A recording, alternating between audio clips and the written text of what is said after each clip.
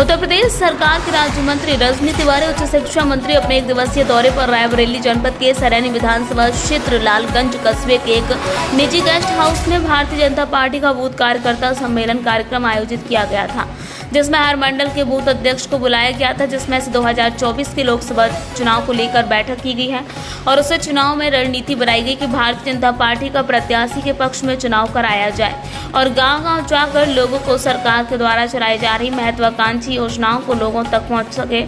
जहां पर 400 पर और 80 सीटों का लक्ष्य रखा गया।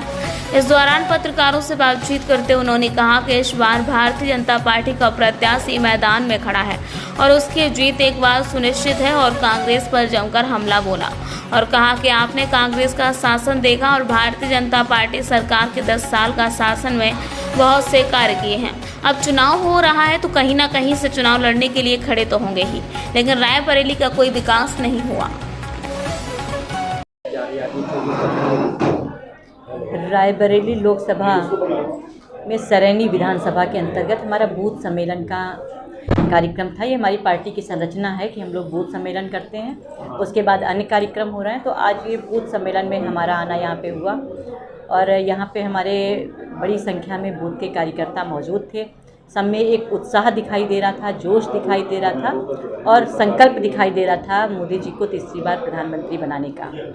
तो हमें भी सबसे मिलने का अवसर मिला, अपनी बातें हमने कहीं, पार्टी की योजनाएं, नीतियों के बारे में हमने उनसे बात की और उनसे उनके बारे में पूछा कि वो क्या चाहते हैं और कैसे काम कर रहे हैं। तो बहुत ही हर्ष की बात यह है कि वो लोग दिनेश प्रताप जी को जिता करके मोदी जी को तीसरी बार प्रधानमंत्री बनाने का उन्होंने संकल्प लिया है। संकल्प को सिद्धि तक हमारे कार्यकर्ता पहुँचाएँगे और इसी कार्यक्रम में आज हमारा यहाँ पे आना हुआ। प्रियंका जी भी रायबरेली में है, राहुल गांधी के लिए लगातार कैंपेनिंग कर रहे हैं, आप इसे किस में? कोई इससे बड़ी बात नहीं है, सभी पार्टियां अपना काम कर रही हैं, उन्हें भी करने दीजिए, वो भी काम कर रही होंगी। और लेकिन जनता ने सब देखा, जनता ने कांग्रेस का शासन भी देखा और जनता मोदी जी का 10 वर्ष से जो शासन चल रहा है,